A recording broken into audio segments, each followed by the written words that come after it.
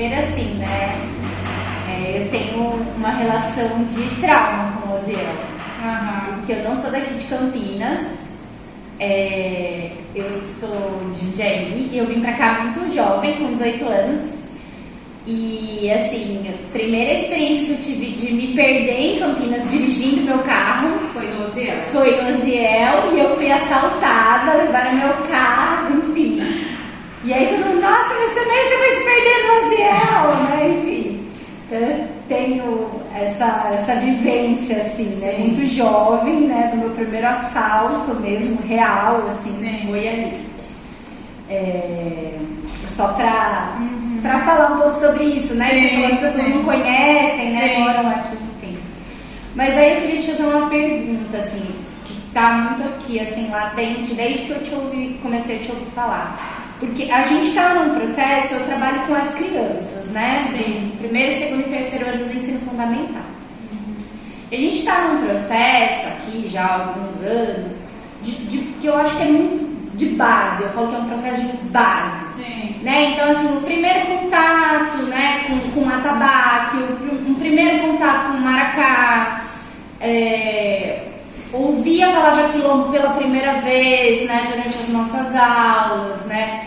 Acho que desmistificar muitas coisas, né? Então, tem muita criança que pergunta pra mim, você é macumbeira? Né? Então, assim, e aí desconstruir muitas palavras, muitos conceitos. E acho que isso perpassa pela questão da identidade, né? Porque apesar da nossa comunidade ser majoritariamente negra, a gente percebe que muitos deles, muitas delas, não se reconhecem enquanto negros e negras, né? E aí, te ouvindo falar, eu fiquei com vontade de perguntar para você, quando você se reconheceu, se você se lembra, né?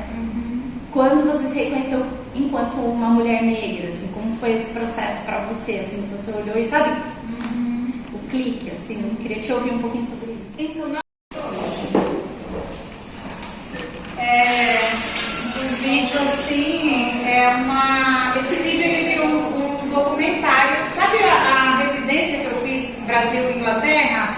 Resultou em um documentário com esse vídeo, só que ele tá editado, foi bem antes. Vocês perceberam que eu estou com indumentárias, né? Ali eu tinha acabado de passar pelo meu processo de iniciação, né? Foi em 2020. E eu estava ali em 2021. E eu estava daquele jeito ali. Enfim, um pouco é isso, assim. Eu acho que eu tenho para falar até agora, né? Prometo que no nosso próximo encontro a gente atua aí num campo mais educativo, né? A gente pensar alguma prática, eu acho que seria muito importante. Poderia ser, inclusive, lá no IE, né? Esse próximo encontro, né, Maia? Sim.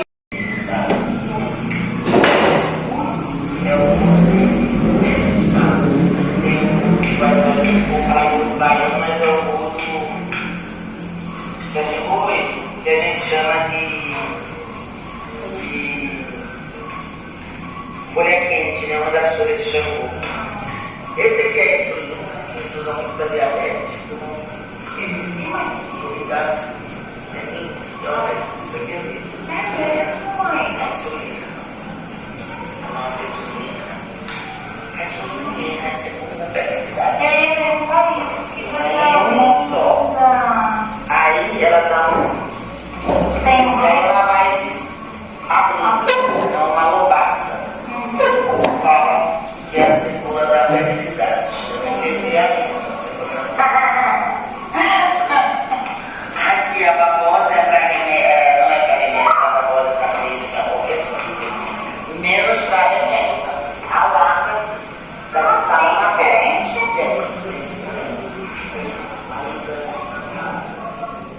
Ensina sobre respeitar o nosso corpo e o corpo das outras pessoas, a respeitar a terra, a água, as folhas, o alimento que nutre o nosso corpo, em cada molécula que existe no universo, pois tudo é sagrado. Filha do vento que sou, sempre prezei a liberdade, sempre vivi no limite do tempo, que nasce de oração sem fim. Aquela matriarca de grande nobreza ensinou que cuidar de mim não é egoísmo, e sim respeito ao bem mais precioso que eu tenho, a vida.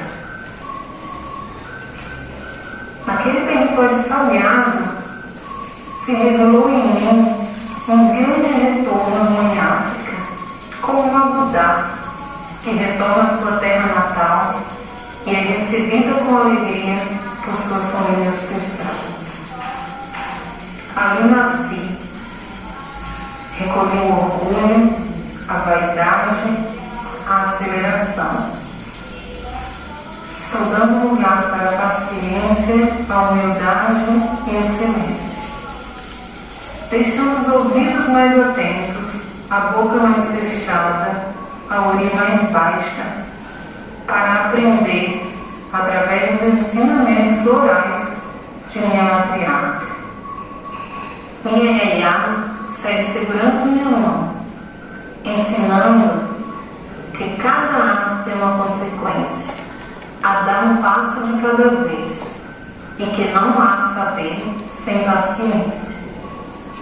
Ensinando que eu posso voar para muito longe, mas nunca esqueci onde estão minhas raízes, e nem a morada do meu sagrado.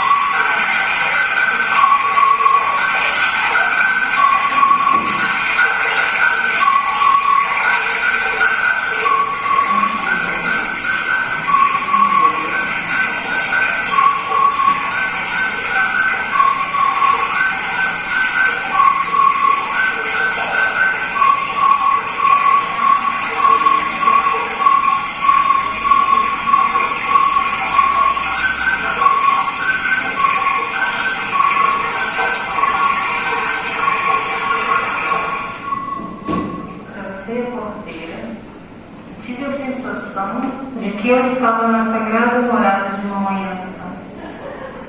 Fui recebida por seu vento, sacudindo o bambuzal e vibrando todo o meu corpo. Um acolhimento caloroso de mãe que esperou 4 décadas pela chegada de sua filha. Desci um caminho estreito de terra vermelha, margeado por árvores grandes, que mais parecia um portal. Cheguei à casa de madeira e fui recebida por aquela mulher preta, de olhar acolhedor, de voz forte e de visão profunda que me arrebatou de uma tal maneira que eu não conseguia olhar em outra direção.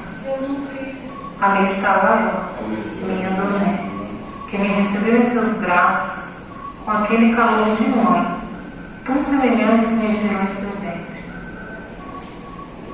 E foi naqueles braços, com o meu coração sentindo o compasso do coração dela, que Mamãe Ançã confirmou.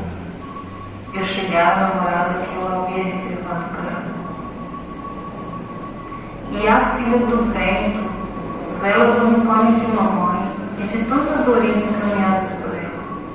Ensina sobre respeito ao tempo de cada coisa, pois tempo também é Vodum, Deus, Orixá. Coração agora, macho, então não é da nossa da nossa, totalmente do chamar, que é a cadeira. Aquele chama João Deus, João Maria. Come-se hoje na ensalada, mas vai no Maranhão, no Nossa, que eu não mexo. isso aqui você compra na feira. É isso mesmo. Isso aqui é a folha. Que é vida. Esse aqui,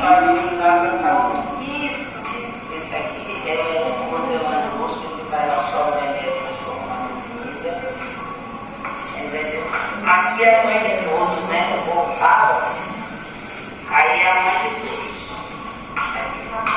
Essa que é o Aranto, agora é famosa, né? Cura de várias doenças, absurdas, ceada, câncer. É muito boa. Essa manioca é miladeira.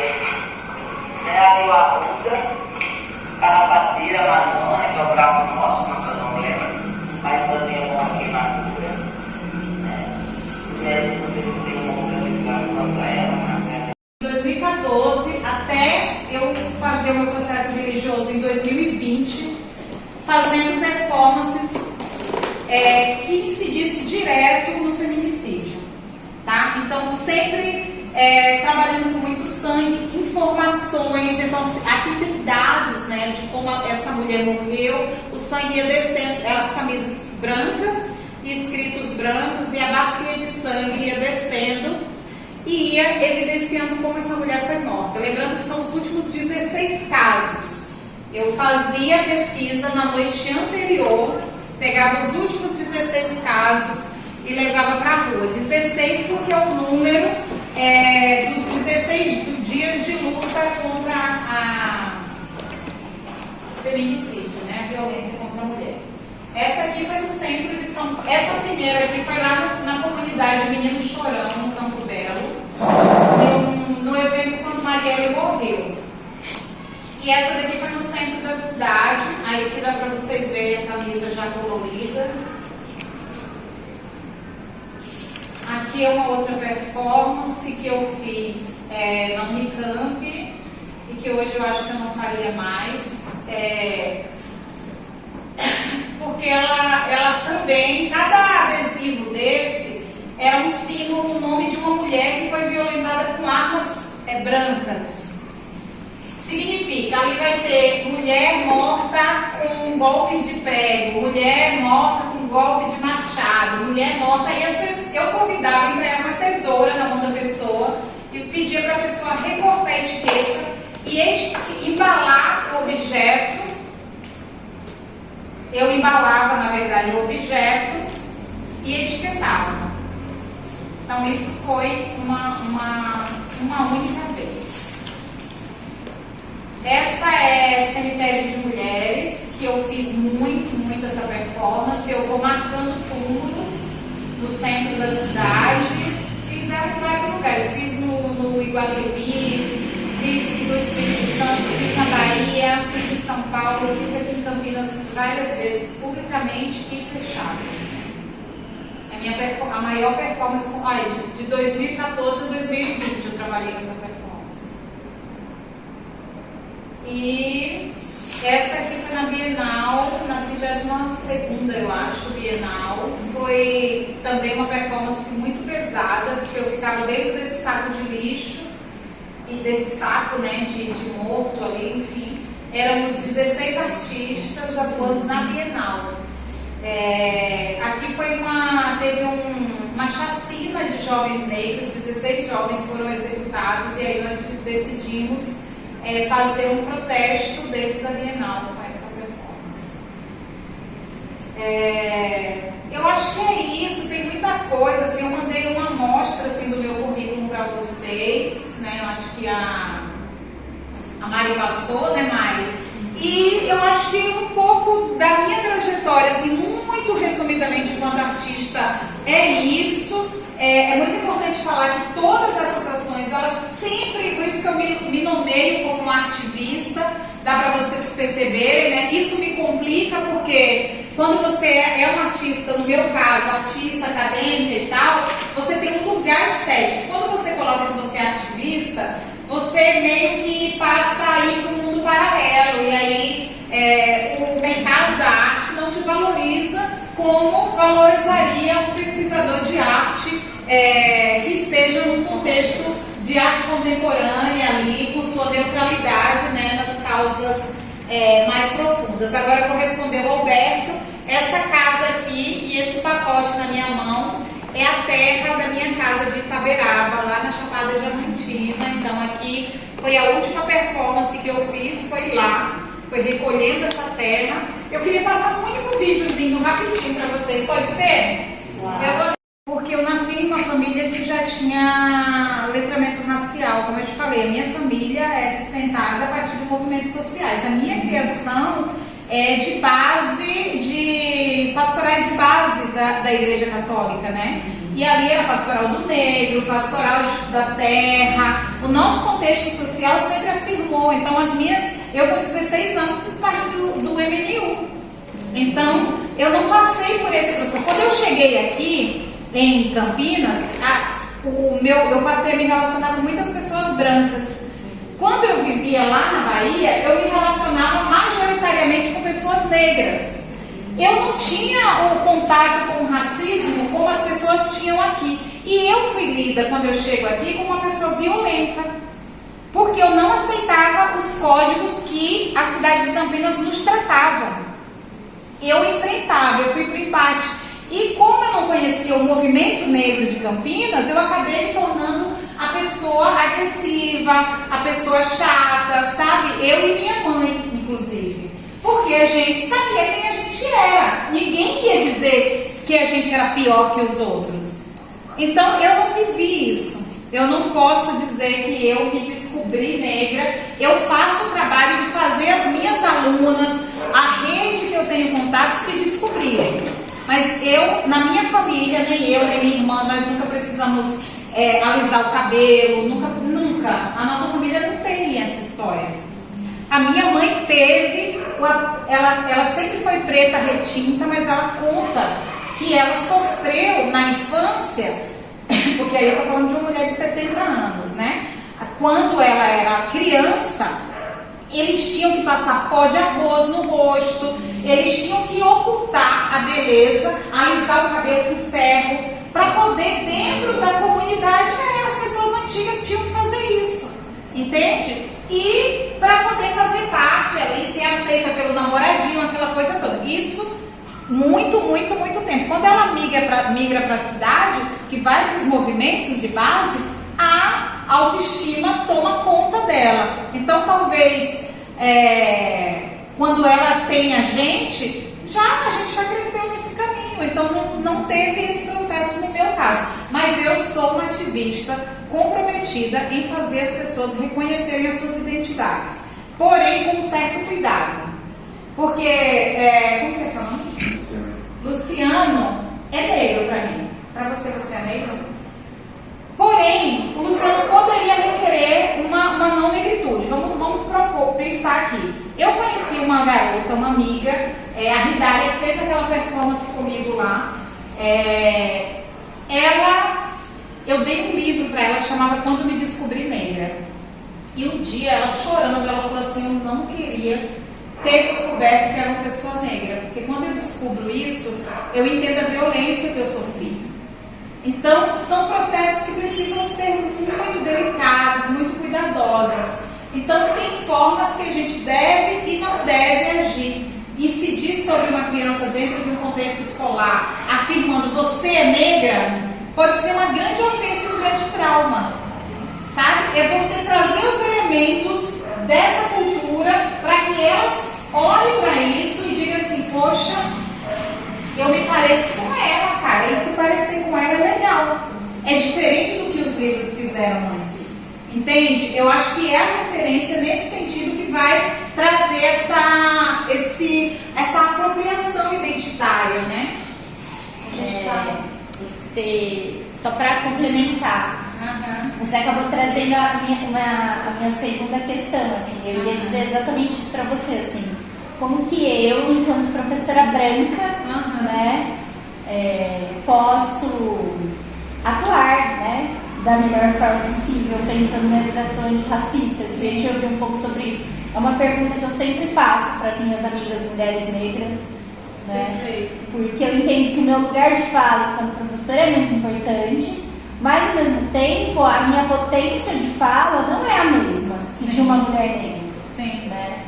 Mas então, eu acho, eu te entendo. Eu costumo falar muito que nós professores, a gente tem, a gente tem a maior ferramenta do mundo.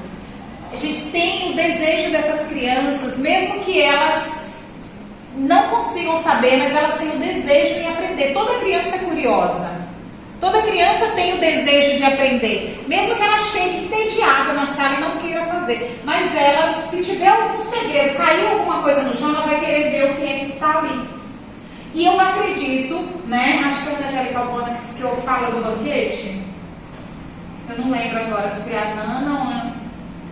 Eu não lembro, mas tem uma estudiosa da arte de educação, ela fala assim, que a gente tem que oferecer um banquete para as nossas crianças, para que as nossas crianças possam decidir o que ela gosta e o que ela não gosta. Eu acho que na educação antirracista, o nosso compromisso precisa ser o mesmo, independente de qual disciplina a gente tenha.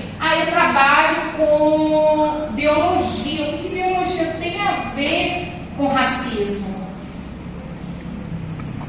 O que matemática tem a ver com racismo? Eu acho que é isso que a gente precisa entender. Quais são os objetos, os elementos que eu, né, enquanto pessoa branca, tenho e consigo reproduzir sem evidenciar ali para aquela criança, olha, você é negra. Porque eu já participei de formações, assim, que eu fui pedir exemplos dos professores, das práticas dele em sala de aula, extremamente ofensivo. Que ao invés de curar aquela criança, de trazer aquela criança para o reconhecimento identitário, fazia o trabalho inverso. Fazia com que essa criança chegasse com traumas em casa. E foi isso que eu falei, inclusive. Você está traumatizando ao invés de tornar essa identidade evidente, né? E eu acho que os bons exemplos são a gente ir para os pequenos detalhes. Eu não acho 100%, eu, Andréa Mendes, acho que todas as referências são válidas. As referências de famosos, as referências dos médicos, dos doutores, de todo mundo são válidas. Mas eu acho que o reconhecimento, ele está muito no campo da autoestima identitária.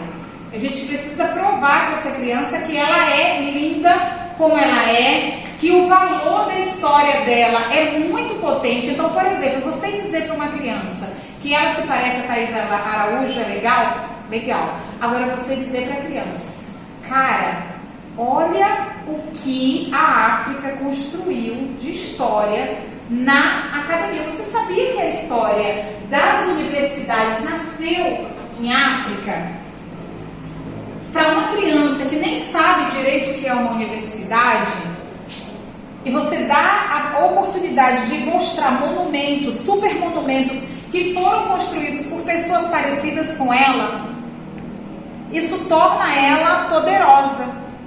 Ela detentora. Quando você fala que esse aparelho celular, que um aparelho celular é produzido por uma pessoa negra, você dá poder para essa criança.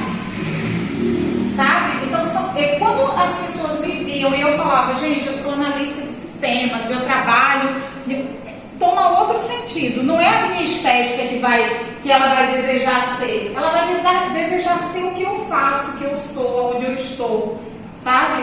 E eu acho que é por aí que tem que passar, assim, sempre. Os exemplos, né? Eu estou trazendo esse exemplo, mas pode ser inúmeros outros, assim. Pelo menos é a minha prática de vida. Gente, eu vou passar bem rápido aqui essas imagens. Vocês já ficaram muito tempo olhando para mim com essa cara horrível. Essa aqui é uma performance que chama O Corpo e o Sangue das Mulheres. Eu atuei no mestrado que tem a ver com cura. Eu vou pedir para você repetir. É porque depois eu te explico.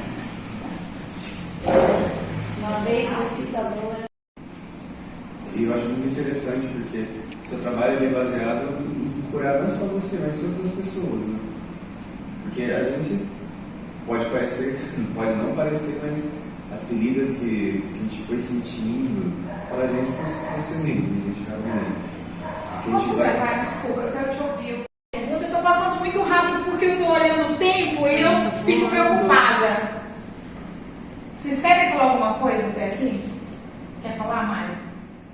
Com certeza. Eu trabalhei no Uziel de 2018 a 2021, na Uziel Alves Pereira. Que legal! E eles têm a cultura de pipa até hoje. Como você vê isso? Aqui o Barão não tem uma cultura de soltar pipos, e eles nem lá é da até hoje. comunidade. Lá é muito forte. Sabe? Lá tem os festivais de pipa, tem os campeonatos de pipa. Aqui, Sobre Solos foi o nome dessa obra. Sobre Subsolo nasceu em 2019, quando eu decidi fazer uma ação especificamente dentro do complexo do Osiel. O objetivo meu era 2019 não. Esse trabalho começou em 2018 na residência da Argentina. Na Argentina eu fiz um trabalho, eu me interesso muito por cartografias, né? E na Argentina eu propus um trabalho cartográfico, porque era um território de ocupação e as pessoas migraram para ali há 18, 15 anos. A cidade, gente, é uma cidade, hoje eu posso falar que é um espaço rural, mas foi uma cidade.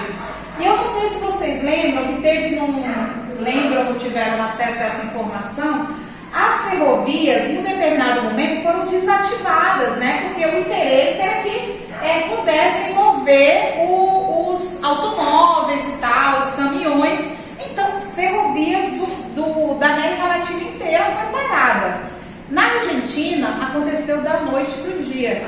E aí, 11 cidades daquela província de Buenos Aires simplesmente não tiveram mais como sobreviver, porque os ferrocarris eram os responsáveis por transportar as crianças para estudar, eram os responsáveis para trazer os alimentos para as famílias, eram a maior ferramenta de trabalho para aquela comunidade. Então, o que eles fizeram? Eles acharam que eles estavam ilhados, que eles não tinham mais o que fazer. Eles simplesmente foram embora, deixando tudo. Sabe o que é você fechar a sua casa, você pegar a sua criança, colocar debaixo do braço e ir embora? Foi esse lugar que eu fiz a residência. Aí o que aconteceu lá nesse lugar? As pessoas, depois de uns 18 anos para cá, foi o governo foi dando incentivo para pessoas virem ocupar os territórios lá, porque estava faltando mão de obra para as produções agrícolas. Essa comunidade foi recebendo essas pessoas, assim como as outras 11 onde os outros artistas ficaram. E as pessoas que eram migrantes ocuparam a casa dessas outras pessoas que fugiram, que saíram. Aí imaginem o tanto de memória cruzada que aconteceu. Então tinha, por exemplo, teve uma família que ela morou na casa que era da avó, e ela só se deu conta que era da avó quando ela chegou lá. Que aí ela via os documentos, coisas que tinham referência, fotos inclusive. Beleza, território de ocupação.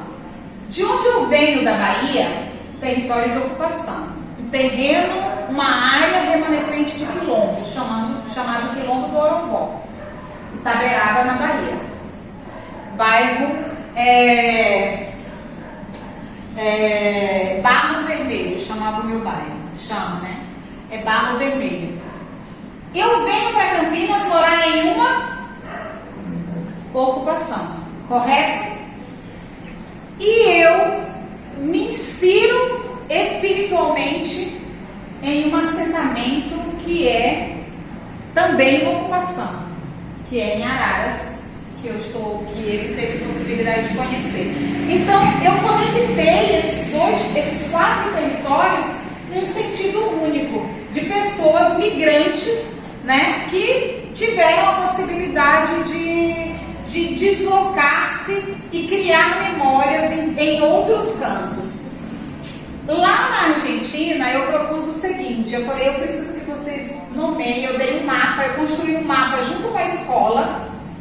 Foi muito lindo, Mari, esse trabalho. Eu peguei, comprei umas plaquinhas e, na verdade, eu fiz um caminho visual, né, uma experiência em caminhadas. Eu detectei um mapa mental na minha cabeça, desenhei esse mapa mental e comecei a fazer monotipias do mapa, reproduções do mapa com as crianças.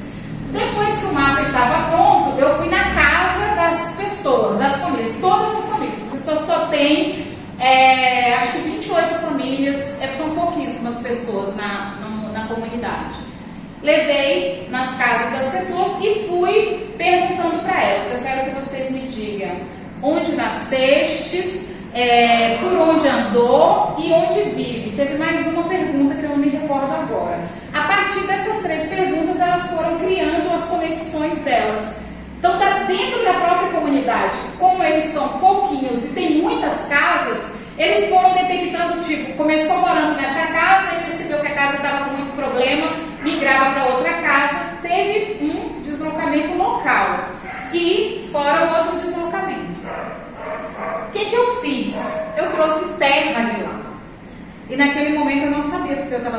naquela terra. Eu só queria me conectar com aquele povo. Mas eu trouxe a terra. Aí quando eu cheguei aqui, eu falei para a Sônia, eu preciso voltar para lá, eu preciso fazer alguma conexão com a Argentina. Aí ela falou, e que tal você olhar para o seu? Porque você está há tanto tempo querendo falar do seu bairro, talvez agora seja a hora de você falar. Eu falei, mas não é a terra. Eu ficava pensando nas minhas curas aqui, né? E outras coisas. E aí aquilo fez sentido. Eu falei, tá bom, então vamos começar a trabalhar em Campinas, trabalhar dentro da comunidade. Aí eu começo a fazer as performances na comunidade. A primeira performance chamava Memória Iluminada. Deixa eu ver se eu coloquei. Acho que eu não coloquei tudo aqui, não.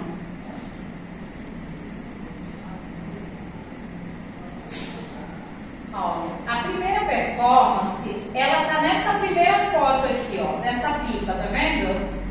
Chamava Memória Iluminada. Eu fiz junto com minha avó, porque minha avó era uma mulher muito religiosa. Então eu decidi pegar uma vela e uma folha de canção e pintar, fazer uma pintura, enquanto minha avó contava as histórias de lá do interior da Bahia, que ela contava e cantava. A minha avó é benzedeira, a minha avó era parteira, a minha avó era uma pessoa assim de muita luz. Então eu fiz essa performance junto com ela, marcando os pontos importantes para eu e para ela dentro da comunidade. Aí a segunda performance eu fiz com a minha mãe na frente da minha casa. Foi uma pintura na rua, chama Curador, né? Eu peguei o tecido e fui costurando esse tecido. É um tecido que foi fragmentado em 8 partes. Costurei com a minha mãe e depois eu fiz uma pintura nele. E outra ação que eu fiz foi de construir coletivamente com a comunidade bordados. A gente chamou de Bordando Afetos. A linha para mim é algo muito importante, gente. Assim, eu sempre acho que a conexão da gente são linhas invisíveis o tempo inteiro, né? Então nós fizemos essa ação Bordando Afetos. E a última foram oficinas de pipas. Então essa exposição ela foi composta por uma instalação de pipas, as 4 performances que eu desenvolvi na comunidade, um mapa cartográfico que eu traço os meus percursos, que era um mapa maior que essa parede. Você foi lá, né? Ah, você não foi. Era um mapa gigante, né? E eu fui colocando todo o meu caminhar. E eu convidei, foi uma parede aberta para todas as pessoas que chegassem lá pudessem também se identificar nos seus mapas, né? E aí tomou uma proporção muito maior do que eu imaginava, assim, pessoas foram deixando frases, foi falando das famílias e tal, foi bem legal. Os vídeos lá no fundo. Essa aqui, dá para ver o cursor passando aí? Essa aqui é a Curador, que eu falei, que eu fiz com a minha mãe. Bom, essa exposição ela foi extremamente importante, né? É importante falar da pipa também, rapidinho aqui. A pipa ela tem um significado muito do território de Campinas, mais especificamente lá do complexo, porque quando eu mudei para lá com a minha família não tinha nada. Então vocês imaginem o que é você viver em barracos, viver na situação de total precariedade. Os fios, né, de energia, de eletricidade, todos eram cruzados, então não tinha espaço físico para as crianças brincarem. Brincar de bola não dava para brincar, porque também o solo também não era plano. E a pipa era o instrumento mais democrático e acessível para aquelas pessoas. Então, o pessoal, né, os gestores ali da ação começaram a fazer uma área de descampado na frente da ocupação, que era uma área privada, né, que não foi ocupada, e as crianças iam para lá jogar pipa. E isso virou um espaço imenso que Campinas inteira vai fazer campeonato de pipas até hoje dentro de lá. E deu até a criação, e foi importante porque chegou a criar uma lei de pipas que chama Pipódromo, né? Então Campinas foi a pioneira e graças a esse processo de ausência de política pública ou de serviço de lazer, de área de lazer na comunidade, teve a possibilidade de criar o Pipódromo. Então, o que me faz transformar as fotografias, né, em pipas é esse motivo, e o outro é a possibilidade da pipa romper as barreiras sociais. O que o menino está vendo quando ele solta a pipa é muito pequeno do que a pipa pode alcançar. Então, ali do lado da comunidade tem o The Royal Hotel, né, 5 estrelas aqui em Campinas, talvez o principal aqui do estado de São Paulo. Uma pipa pode ir até o The Royal, mas esse menino não, né? Então também tem uma crítica social em cima desse lugar. Essa pipa me deu muito, porque assim, tem algumas coisas, né, que são importantes trazer, e eu estou trazendo as experiências, como eu falei, de Campinas, né? Então eu queria trazer uma outra, que foi uma exposição que eu falei para vocês agora, que me deu o título de primeira mulher negra a fazer uma exposição individual lá no Museu de Arte Contemporânea de Campinas. Eu não sei se é importante ler o texto ou se vocês acham que é tranquilo eu ir falando disso. Eu peguei Carolina, Lia de Tamaracá, mestre Vitalino, falando basicamente sobre isso que você acabou de trazer. A pessoa, ou ela é reconhecida tardiamente e mesmo assim deslegitimada, ou a obra, o mestre Vitalino, gente, para quem não conhece, ele é reconhecido mundialmente pela produção de cerâmica dele. Ele impactou o Pernambuco e o Nordeste inteiro, porque as pessoas reproduzem os bonecos do mestre Vitalino. O Alto do Moura, que é o lugar onde ele nasceu, onde ele produziu, se transformou no mercado de barra. E o que acontece? Todas as obras, a família continua pobre, morando naquele mesmo lugar, e todas as obras dele na mão de pessoas brancas ou de museus do mundo. Não linkar a sua história, que teve uma filha, resolveu partir da faculdade, e está sendo reconhecida por conta de ser... está na faculdade, né? E a Carolina de Jesus não conseguiu isso. O trabalho dela tem sempre alguém questionando, tem sempre alguém dizendo que não, isso não é literatura. E assim, inclusive enganaram ela publicou vários partes do despejo, foi um sucesso, mas tomaram todo o dinheiro que ela poderia ter ganhado, ela teve que voltar a apresentar papel. É um absurdo gigantesco. Gastei com a Sônia, nós fizemos as contas, acho que gastamos 5.800 e alguma coisa. Nós fizemos a conta do que nós gastamos no nosso bolso, fora as obras que custaram quase 30 mil reais. Que eram obras que eu desenvolvi com o objetivo de um outro projeto, a Mari chegou aí na outra exposição que eu fiz. Foi uma exposição de África, então essas obras foram produzidas para uma exposição, tá? Foram 4 peças grandes, eu doei uma para uma outra entidade, e essas 3 obras estão lá dentro do museu. A única coisa que me motiva e que me deixa em paz é saber que eu estou deixando um legado para o meu povo. Eu tenho plena consciência que eu estou cumprindo o papel social, que eu estou tirando esse código, sabe, Alberto, de dizer não tem mais. Que a pessoa vai poder chegar ali, mas tem algum artista negro? Vai ter esse trabalho feito lá. E que eu espero que daqui para frente outras pessoas negras possam ser inseridas nesse acervo. Mas de fato, é isso, a gente vive sempre, né, nesse lugar de revolta o tempo inteiro. Mas se você não cumpre esse papel, nunca vai existir outra pessoa para poder fazer, para iniciar, né? É uma cidade muito rica. Estarrecedor você ter que doar essas coisas, fazer um trabalho de graça para uma cidade como Campinas. É um absurdo muito gigantesco. Inclusive uma prova de como a gente continua lutando o trabalho das pessoas negras dentro dessa cidade. Infelizmente, eu vou te falar mais interessante.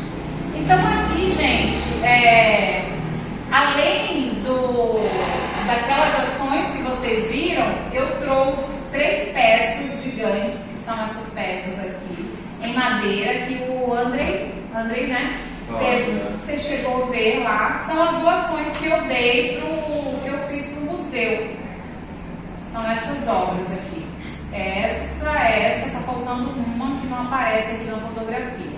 Então são 3 obras, 3. E eu olhei para a arquitetura aqui. Vocês conseguem ver um diálogo entre isso e isso? Dá para entender? Não dá para ver.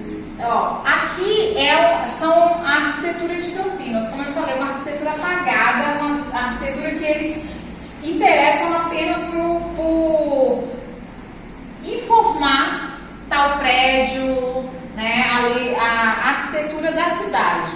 E aqui é o início da construção dessa arquitetura, né? Então eu pego, coloco esses fios, imprimo esse povo que está pequenininho aqui, eu imprimo ele bem grande, em destaque, em vermelho, e conecto tudo isso a eles.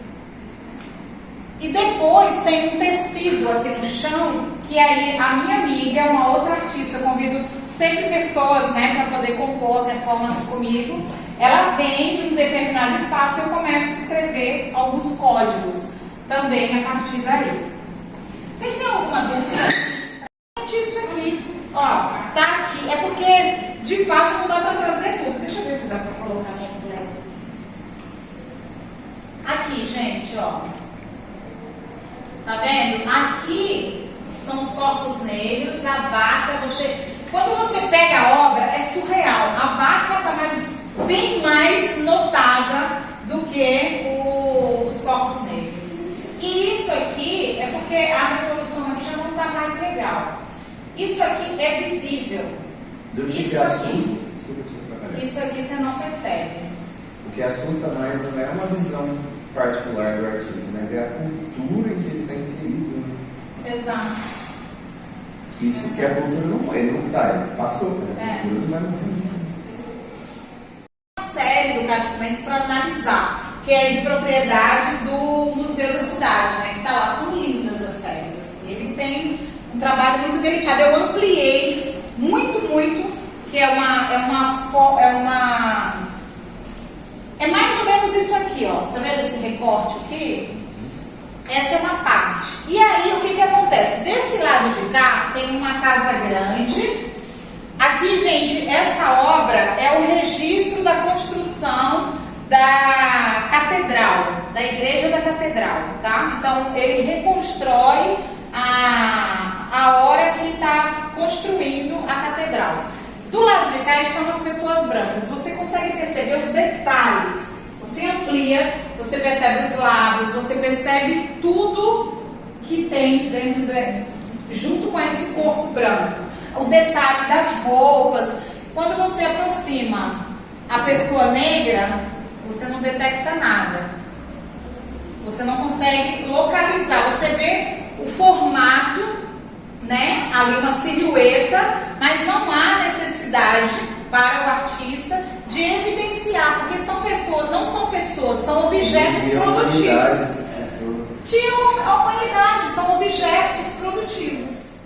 O Taquaral, como que é o nome do Parque Taquaral?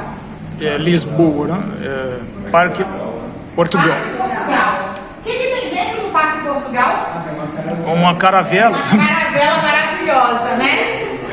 Pois é, então eu aproveitei, já que eu estava do lado do Parque Portugal, onde tem o Museu do Café e onde está a história de Campinas guardada, eu decidi fazer esse trânsito. Eu peguei esse manequim, é que aqui não vai dar para apresentar todos os roteiros, foram muitas etapas, né? Então, antes dessa manequim estar assim, eu desci com ela nua, preta, sob meu colo, até a porta do Parque Portugal. Na hora que eu cheguei no Parque Portugal, e ela estava amarrada com cordas preta, toda preta, e amarrada com cordas verde e amarela. Vocês conseguem ver? Ai, que... Quando eu chego na porta do Parque Portugal, eu tiro as cordas, cubro ela inteira de dourado. Eu cubro tudo, o rosto, tudo de dourado, e venho com ela no colo, no meu colo, caminhando. Aí eu passo na frente do Museu do Café, que fica dentro do Lago do Café, com ela, e depois eu subo até o Museu da Cidade. Quando eu chego no Museu da Cidade, o que era um tecido apenas que cobria se transforma em uma bela roupa. Então é uma roupa gigante, que aqui está em construção ainda. Aí eu coloco os braços dela, porque até então é como se fosse um objeto que não tivesse voz, que não enxergasse, que não tivesse nenhum tipo de defesa, que não tivesse os movimentos. E depois eu dou essa humanidade, devolvo essa humanidade para ela e a coloco neste ponto. E aí esse meu amigo vem com sais e derrama sais sobre ela, uma espécie de dizer, você está no processo de cura, né? Então foi essa ação, talvez tenha sido a ação que mais me tocou, que foi mais, curou ela e também me curou, assim. Tem registro audiovisual? Cara, a gente tem registros, muitos registros fotográficos. Tem uns registros audiovisuais ainda lá no museu, mas nós não conseguimos editar nada ainda. Essa outra aqui, Sagradas Mãos Pretas, que é a que eu falei para vocês do mural, eu já vou mostrar para vocês. Sagradas Mãos Pretas eu decidi fazer, são duas ações, né, que eu fiz no mesmo dia. Foi Sagradas Mãos Pretas e Ação Branca, Reação Preta. Ela aconteceu questionando as produções de Castro Mendes. Todo mundo já conhece as aquarelas de Castro Mendes. Quem não conhece, não conhece? Sério? Eu não sabia. Então tá na hora de apresentar, professor. E me coloquei junto com esse meu companheiro de performance ao lado da liteira, que seria a porta de entrada dela ali. Essa liteira de fato de um barão do café de Campinas, gente, é importante falar isso, tá? O peso ou a força ancestral. Essa para mim foi o fechamento, tá, gente, do projeto. Foi a última ocupação, aconteceu em novembro. Eu quis incidir sobre a liteira. O que é liteira? O meu objetivo aqui, vocês conseguem ver? Dá para vocês lerem, assim, é tranquilo? Tá bem pequeno. Tá pequeno, né? Enfim, mas deixa eu ver se eu consigo ler os corpos negros. Em suas culturas brasileiras, ainda hoje, Campinas recebe esse título de Princesa do Oeste. Então, visando questionar esse signo, né, e dar visibilidade para quem de fato plantou, colheu e fez esse objeto sair de matéria-prima para como que fala a palavra? Gente, fugiu a palavra aqui na minha mão. A parte de manufatura desse projeto, desse tronco. E eu coloquei Funfun e Fá, Funfun e Cá, Dudu Aguibara, Maldade Branca, Resistência Preta. É o nome daquela obra que eu coloquei, né? Escorrendo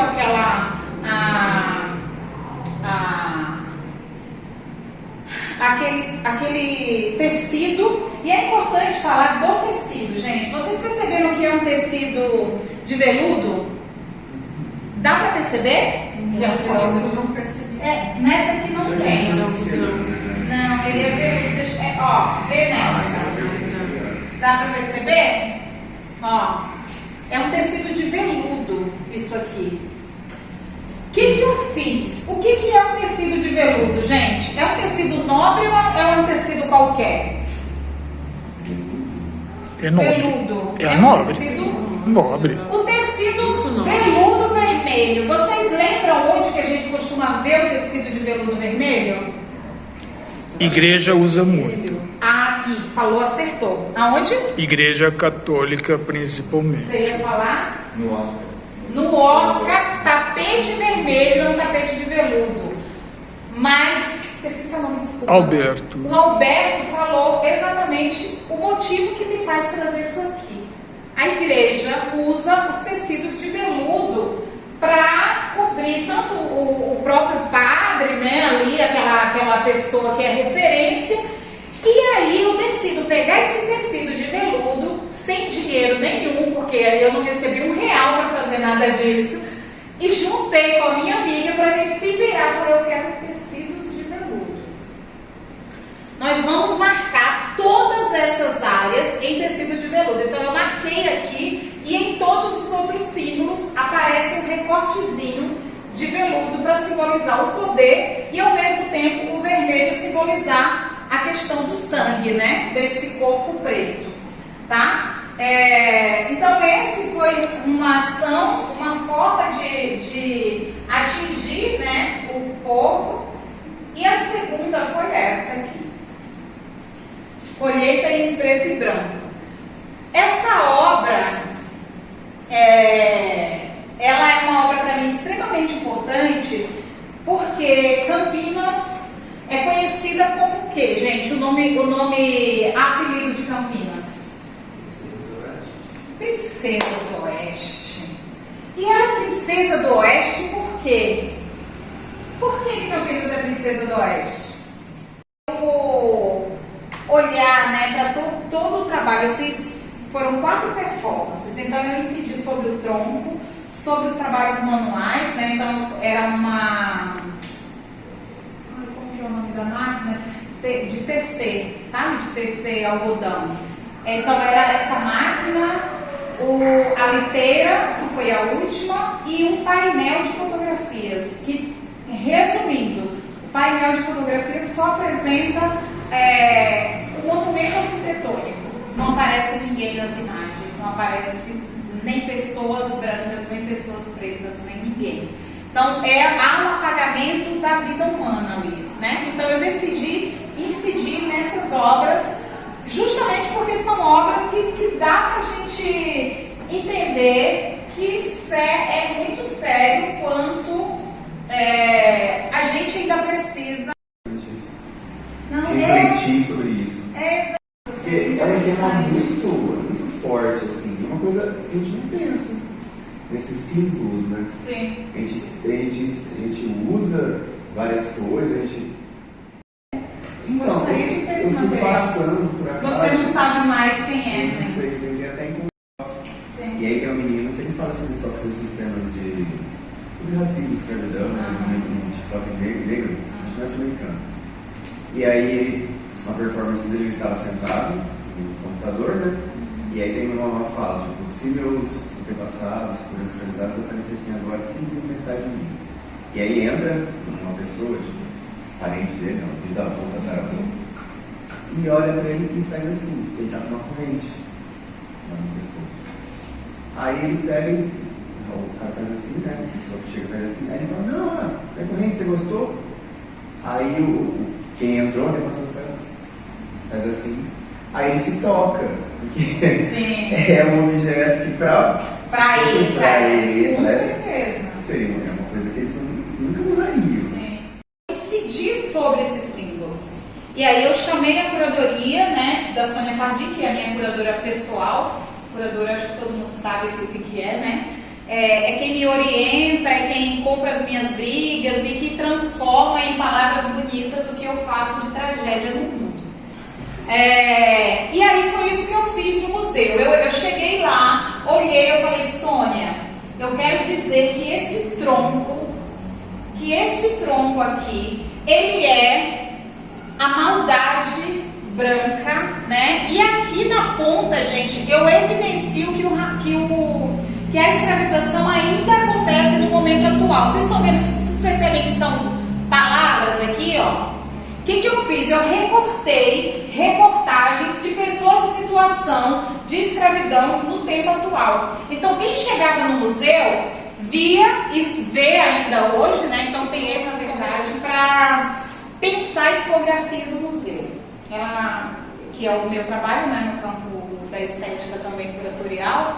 Ela falou assim, André, eu preciso muito que você me ajude, porque eu não estou sabendo, olhando para esses objetos que falam sobre a violência, né, no tempo da escravidão, são os únicos símbolos que falam sobre a população negra. E quando alguém chega aqui, as pessoas me questionam, como que vocês apresentam a nossa história a partir de um tronco? a partir de um objeto de tortura, outros objetos de torturas que tem lá, correntes, né? Inúmeros outros. E eu decidi que eu quero guardar tudo. Foi isso que ela falou para mim. Eu decidi que eu quero guardar tudo e eu queria que a gente pensasse junto como que a gente deixava marcado que o negro também faz parte dessa história. E aí eu provoquei ela, eu falei, cara, o negro faz parte de tudo que está nesse museu. É um museu que conta a história de Campinas, o negro está em todos esses objetos. Não tem condições de dizer que essa produção aqui não teve um lugar, uma mão do negro, seja sequer para tirar essa obra de onde ela veio, porque se vocês talvez não saibam, essa obra aqui é quando foi demolido o primeiro teatro, Castro Mendes, então o teatro veio abaixo e sobraram as estátuas, né? E o museu ficou com esses objetos para arquivo, né? Então eu marco, se vocês perceberem, tá vendo essas marcas vermelhas? É justamente para marcar, né, esse lugar dessa pessoa negra dentro do museu. Então, foi uma ocupação chamada Escritas Ocultadas. Vocês conseguem imaginar por que Escritas Ocultadas? Eu fiquei, em 2021, eu fiz uma ocupação no Museu da Cidade. Foi um incômodo da Adriana Barão, Professora aqui na escola. Museu da Cidade. Quem já foi no Museu da Cidade aqui? Violência contra a comunidade negra. Isso quer dizer, o racismo estrutural, né, agindo contra esse corpo. Mas o meu foco aqui hoje é impactar vocês com um olhar para a minha produção em Campinas. Então eu não estou querendo pensar fora. Eu estou querendo que vocês, a partir do meu trabalho, vocês também consigam acessar os lugares que eu acessei. Entende? Então, por exemplo, agora eu estou trazendo uma foto performance, né, que eu faço questionamentos sobre violência, que é o tema central do meu interesse estético. São as violências também contra as mulheres e contra as comunidades negras, tá? Eu vou passar um pouco, contextualizando um pouquinho sobre essa minha existência enquanto artista, porque eu trouxe aqui para vocês 3 exemplos, né, de 3 trabalhos que eu desenvolvi. Eu desenvolvi nesses últimos 8 anos performances, que vão ser as últimas que eu apresentarei, performances falando sobre violência, que ama ficar pintando. Eu acho que nem tem pinturas minhas aqui. Acho que eu só coloquei o tipo de arte que de fato eu escolhi fazer. Então eu sou uma mulher da performance, eu sou uma mulher das instalações e gosto de trabalhar sempre em diálogo com as pessoas. Eu quero afetar diretamente as pessoas a partir da visualidade. Essa é uma obra que eu desenvolvi, é uma mulher com espinhos. A apresentação hoje, ela é um pouco sobre o meu caminhar enquanto artista, né? Então, o que eu acho que vocês já tiveram acesso, né? Um pouco a essa... Eu não sei se tiveram acesso à apresentação, mas tiveram acesso a algumas informações sobre eu, né? Então, isso aqui eu não vou ler mais. O que importa é falar para vocês que eu escolhi atuar em áreas que também são muito delicadas para a arte, né? Eu escolhi trabalhar com arte corporal ou instalações. Então, são sempre coisas que impactam muito visualmente. Desafio. Infelizmente, a gente está trabalhando agora os planos museológicos aqui de Campinas. Nos históricos do Museu da Cidade, que é o Museu Histórico da Cidade de Campinas, não consta nenhum artista, nem mesmo o seu Aloysio Jeremias, que é conhecido como artista negro dessa cidade. Aloysio Jeremias, ele foi... já expôs em diversos espaços aqui, mas ele é lido simplesmente como um artista ingênuo, um artista naif, desconsiderando todo o arrojo da produção desse artista. Enfim, então, artista acadêmica, disseram que era Andréa Mendes. E aí eu recebi o título de primeira artista contemporânea da cidade de Campinas, eu recebi o título de primeira artista que tem obras no acervo histórico de Campinas. Eu recebi o título de curadora, da primeira curadora negra da cidade de Campinas. E isso é muito pesado. Isso é muito pesado porque eu tenho 44 anos e Campinas 248. Então não faz sentido eu assumir uma responsabilidade tão grande hoje, né, carregando esse título, sabendo do tamanho da história de Campinas. Então eu gostaria de poder fazer isso, de chegar aqui e dizer, gente, eu acabei de descobrir 20 artistas entre mulheres e homens na cidade de Campinas. Mas infelizmente não tem. Agora, se você perguntar, pessoas brancas, artistas em Campinas, Campinas foi um polo das artes, principalmente da arte contemporânea. Não sei se vocês sabem. Outro título que me deram, eu fui a primeira mulher em 58 anos a fazer a primeira exposição individual dentro do Museu de Arte Contemporânea de Campinas. Isso é muito pesado, gente. E isso é real, porque isso são dados que o museu me trouxe, que eu acho vergonhoso de ser apresentado.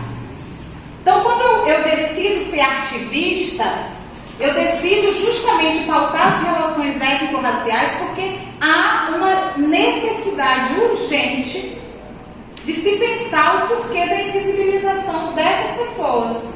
E eu, sendo educadora, né, artista, mas também educadora, e mais que isso, uma transeunte de museus e de galerias, eu não posso deixar passar batido, né, nessa construção social de onde eu venho. Mesmo porque eu quero que os meus alunos, que as próximas gerações não vivenciem essa experiência de dizer, eu só vi uma única mulher negra ou eu não vi ninguém. Não pode, são códigos que a gente precisa ser alterado, né? Muito seletivo, é um grupo seleto, normalmente, que estão dentro desses espaços. E eu estava ali problematizando o tempo inteiro, porque a minha existência aqui é única, por que eu não consigo ver o nome de outras pessoas como referências aqui dentro desse lugar. E assim, né, esse corpo decidiu não ser só uma artista, mas uma artivista, para questionar o motivo de que esse código não existe na cidade. Eu não acredito que não exista. É muito importante falar isso para vocês. Eu acredito que uma cidade que tem 248 anos nunca tenha tido outra mulher negra produzindo artes visuais. Vocês concordam comigo, gente? Na universidade, eu consigo perceber de imediato que eu estava vivendo o mesmo cenário que eu vivia na área executiva. Que todo mundo falava, você é a única mulher negra aqui o tempo inteiro. Isso foi replicado para mim.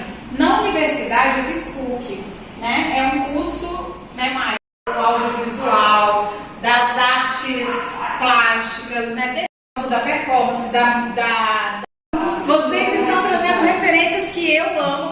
Ser um músico, ter ser multiartista.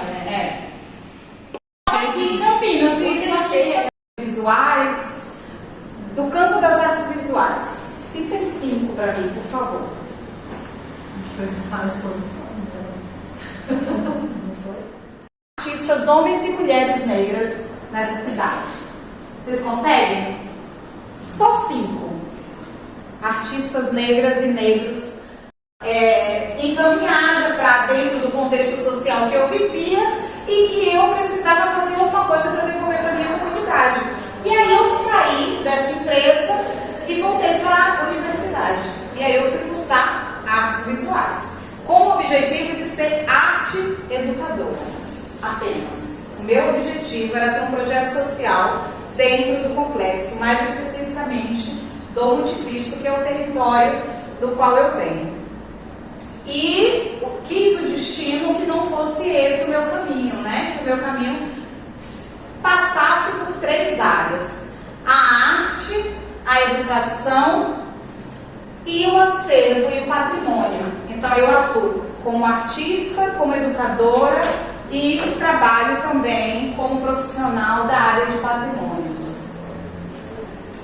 Eu vim compartilhar um pouquinho com vocês sobre uma das minhas áreas de atuação, né? Que é a área do campo artístico. Talvez pensar, né,